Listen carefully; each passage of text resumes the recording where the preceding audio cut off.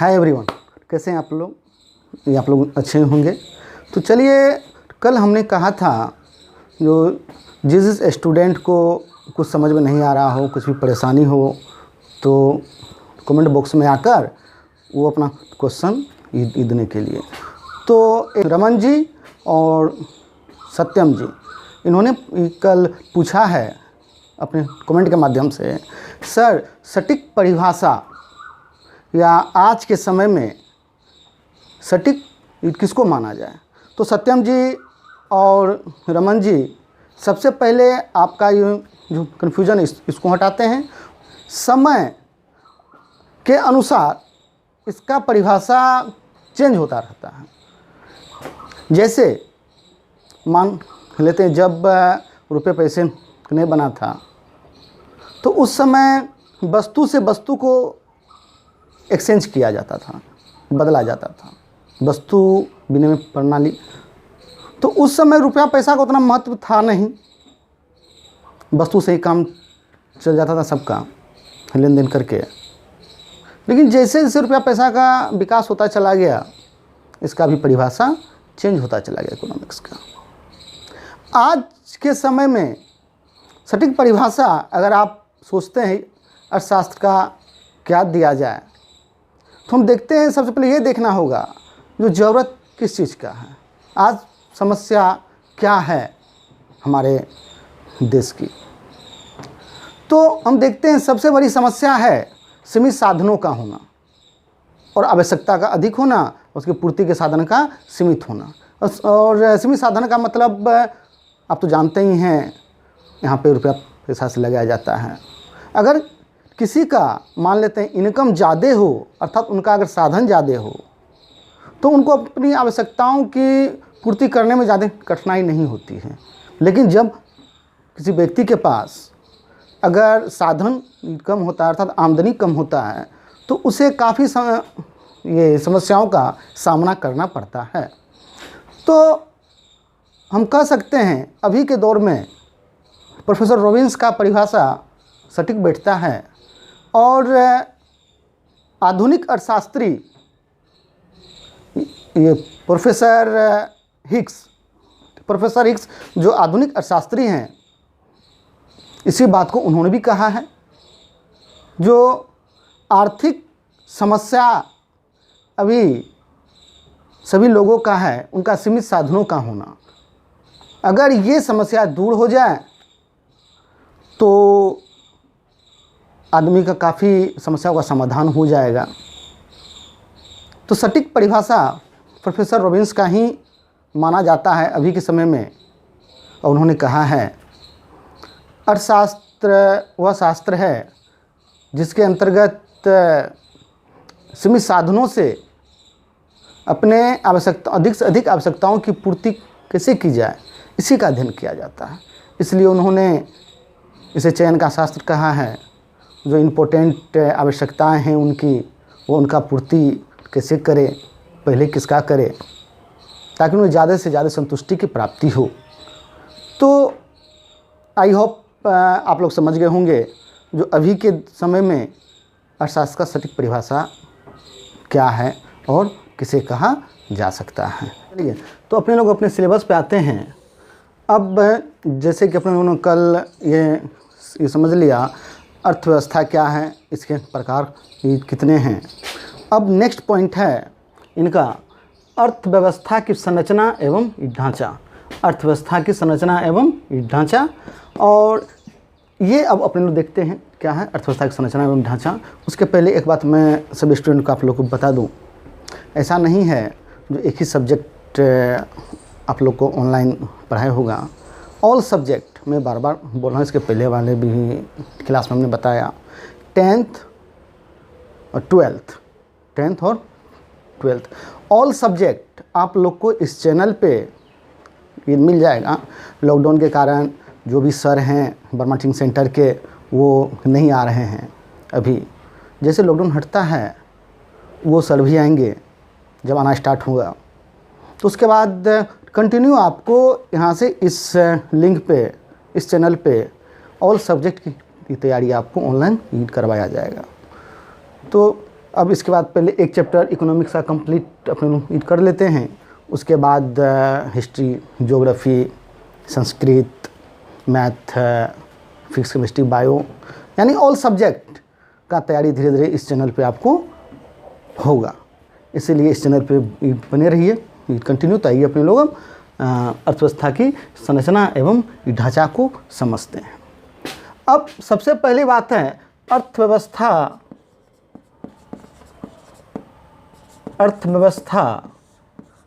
की संरचना एवं ढांचा क्या है। अर्थव्यवस्था की संरचना एवं ढांचा क्या है, ये जो क्वेश्चन मैट्रिक में पूछा जाता है या इस तरह से पूछा जाता है, अर्थव्यवस्था की संरचना एवं ढांचा से आप क्या समझते हैं, इसका क्या तात्पर्य है, या इन पर प्रकाश डालिए या इनका उल्लेख कीजिए।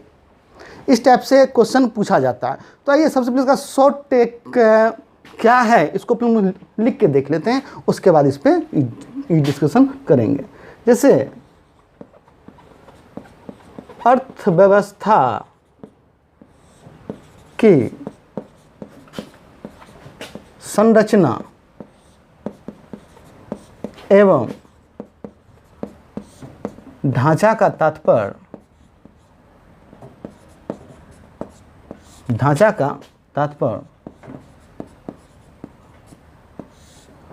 उत्पादन क्षेत्रों के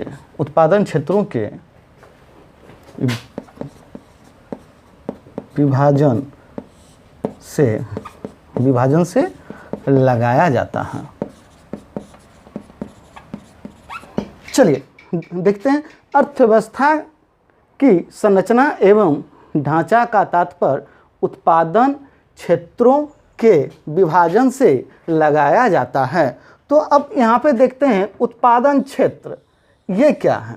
उत्पादन क्षेत्र का तात्पर्य उन क्रियाओं या उन कामों से लगाया जाता है जिससे आमदनी की प्राप्ति होती है, रुपए की प्राप्ति होती है, उस क्षेत्र को हम उत्पादन क्षेत्र कहते हैं। अभी अर्थव्यवस्था की संरचना एवं ढांचा के अंतर्गत।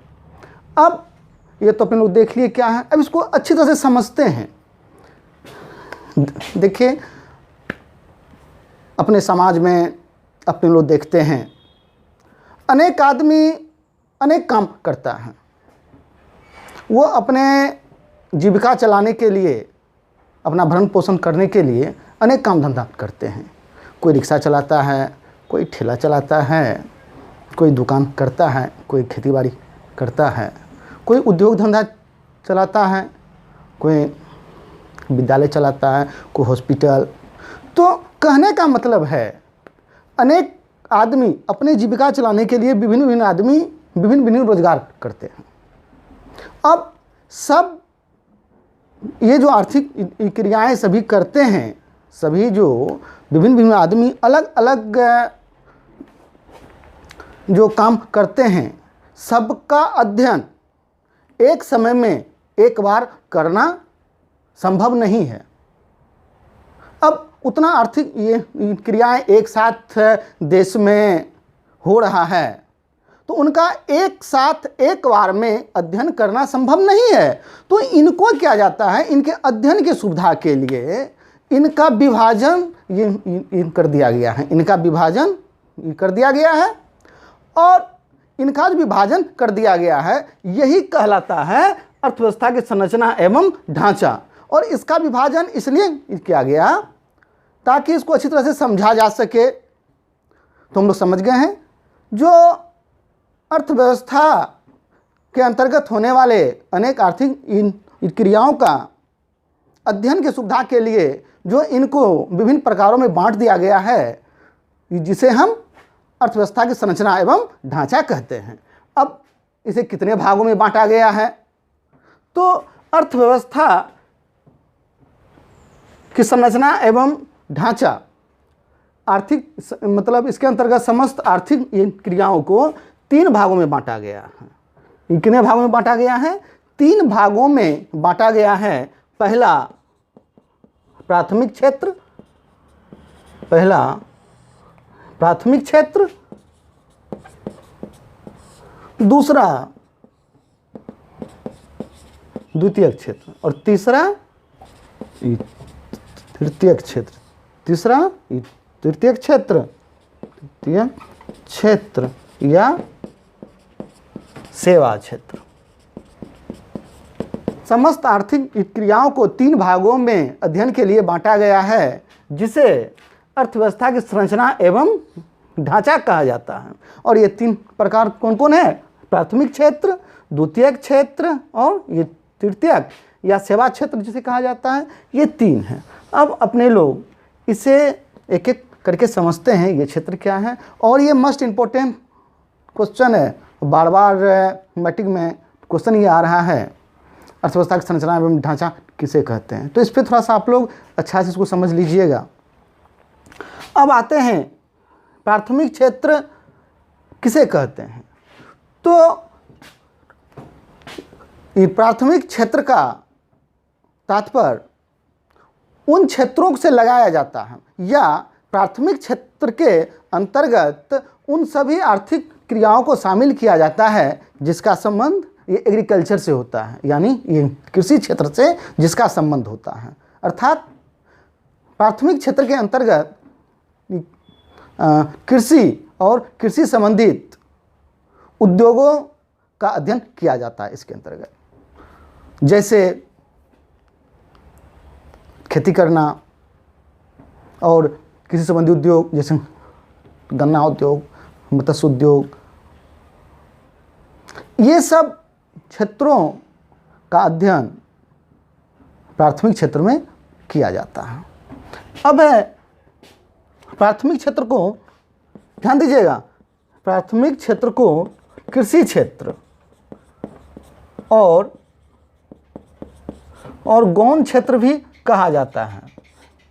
प्राथमिक क्षेत्र को कृषि क्षेत्र और गौण क्षेत्र भी कहा जाता है। ये ध्यान देने वाली बात है। ये 50 ऑब्जेक्टिव जो आप लोग को बनाना होता है मैट्रिक में, उनमें ये क्वेश्चन ऑब्जेक्टिव में पूछा जा सकता है, जो प्राथमिक क्षेत्र का संबंध किससे है या प्राथमिक क्षेत्र को किस नाम से जानते हैं। तो कृषि क्षेत्र आ सकता है ऑप्शन में, या गौण क्षेत्र भी आ सकता है, तो ध्यान रखिएगा। अब आते हैं द्वितीयक क्षेत्र। द्वितीयक क्षेत्र के अंतर्गत उद्योगों को शामिल किया जाता है। बड़े बड़े उद्योगों, सीमेंट उद्योग, कोयला उद्योग इत्यादि उद्योगों को द्वितीयक क्षेत्र में शामिल किया जाता है। इसलिए द्वितीयक क्षेत्र को औद्योगिक क्षेत्र भी कहा जाता है। द्वितीयक क्षेत्र को क्या कहा जाता है? तो औद्योगिक क्षेत्र भी कहा जाता है। क्यों कहा जाता है औद्योगिक क्षेत्र? क्योंकि द्वितीयक क्षेत्र के अंतर्गत सभी उद्योग धंधों का अध्ययन इस क्षेत्र में किया जाता है। अब तृतीयक क्षेत्र, तृतीयक क्षेत्र को सेवा क्षेत्र कहा जाता है। तृतीयक क्षेत्र को सेवा क्षेत्र कहा जाता है, और इसलिए सेवा क्षेत्र कहा जाता है क्योंकि तृतीयक क्षेत्र प्राथमिक क्षेत्र और द्वितीयक क्षेत्र को सेवा प्रदान करता है, इनका सहयोग करता है। प्राथमिक क्षेत्र और द्वितीयक क्षेत्र को यह सेवा प्रदान करता है, इसीलिए इस क्षेत्र को सेवा क्षेत्र भी कहा जाता है। और इसके अंतर्गत सभी सरकारी कर्मचारियाँ, सरकारी नौकरियाँ इसी क्षेत्र के अंतर्गत आते हैं। तो आप लोगों ने देखा जो क्या है, और मैं फिर से आप लोगों से रिक्वेस्ट कर रहा हूँ, अगर आप लोग नहीं समझ पाए हो, थोड़ा सा भी कहीं भी कन्फ्यूजन हो, तो इस वीडियो के लिंक में जाके आप अपना समस्या जो भी है उसको आप लोग डालिएगा। जिस तरह से आज कुछ स्टूडेंट ने डाला, अच्छा लगा, और इससे हिम्मत आता है जो हाँ बच्चे इंटरेस्ट ले रहे हैं, इसको समझ रहे हैं। अगर जहाँ भी जिसको दिक्कत होगा, आपके हर एक समस्या का समाधान करने का कोशिश किया जाएगा। इसीलिए आप लोग अपना जो भी नहीं समझ पा रहे हैं, जो वर्मा टीचिंग सेंटर का मेन मकसद होता है बच्चा को संपूर्ण रूप से तैयार करना। तो थोड़ा सा भी आपको कहीं भी कन्फ्यूजन होता है, थोड़ा सा भी, तो सबसे पहली प्राथमिकता इस संस्था की है आपकी उस समस्या को दूर करना। तो बेहिचक आप लोग इसके लिंक में जाके अपना अपना समस्या को डालिए। तो अपने लोग अब आगे चलते हैं। अब नेक्स्ट पॉइंट है इसका इकोनॉमिक्स का 10th क्लास में समावेशी विकास। समावेशी विकास क्या है? नेक्स्ट पॉइंट है समावेशी विकास क्या है, इस पे ध्यान दीजिएगा। समावेशी विकास क्या है? नेक्स्ट पॉइंट है समावेशी विकास। ये तो नाम से ही स्पष्ट हो रहा है ना, समावेशी, ऐसा विकास, ओह सॉरी, समावेशी विकास है ना, समावेशी विकास, ध्यान दीजिएगा। समावेशी विकास क्या है? तो समावेशी विकास नाम से ही स्पष्ट है, जिसमें सब कोई समाहित हो, समाज के सभी वर्ग समाहित हो। तो उसको हम परिभाषा इस प्रकार दे सकते हैं, समावेशी विकास विकास की वह प्रक्रिया है, ध्यान से सुनिएगा आप लोग, समावेशी विकास विकास की वह प्रक्रिया है जिसमें समाज का सभी वर्गों का विकास समाहित हो, अर्थात समाज के सभी वर्गों का विकास एक साथ हो रहा हो, जिसमें सभी का योगदान हो, सभी का जीवन स्तर एक साथ ऊपर उठ रहा हो, सभी को साथ लेकर चला गया हो। तो ऐसे विकास को हम क्या कहते हैं? समावेशी विकास कहते हैं। दूसरे शब्दों में समावेशी विकास अर्थव्यवस्था की विकास की वह प्रक्रिया है जिसके अंतर्गत समाज के सभी वर्गों का विकास एक साथ एक रूप में किया जाता है और समाज का कोई भी वर्ग विकास से वंचित नहीं रह जाता है। ऐसे विकास को हम समावेशी विकास कहते हैं। ठीक है, तो इसको आप लोग वीडियो रोक के अच्छा तरह से समझ लीजिएगा, और अगर नहीं तो बोलिएगा, तो नेक्स्ट वीडियो में हम परिभाषा बोर्ड पे लिखते चलेंगे। तो लिखने में थोड़ा सा ज़्यादा समय लग जाता है, इसलिए हम उसको अच्छा तरह से समझा दे रहे हैं आप लोग को। अगर फिर भी कन्फ्यूजन हो तो बोलिएगा, बाय बोर्ड पे लिख के समझा दिया जाएगा आप लोग को। तो समावेशी विकास हम लोगों ने समझ लिया क्या है। तो अब इसके आगे नेक्स्ट क्लास में चलेंगे। तब तक के लिए धन्यवाद। आप लोग घर में रहिए, सुरक्षित रहिए। बाहर का जो माहौल है वो अच्छा नहीं है अभी लॉकडाउन को लेके। अगर स्वस्थ हैं, सुरक्षित हैं तो सब कुछ अच्छा होगा। पहले स्वास्थ्य है, तब उसके बाद बाकी सारा कुछ है। और आगे आप लोग खुद समझदार हैं।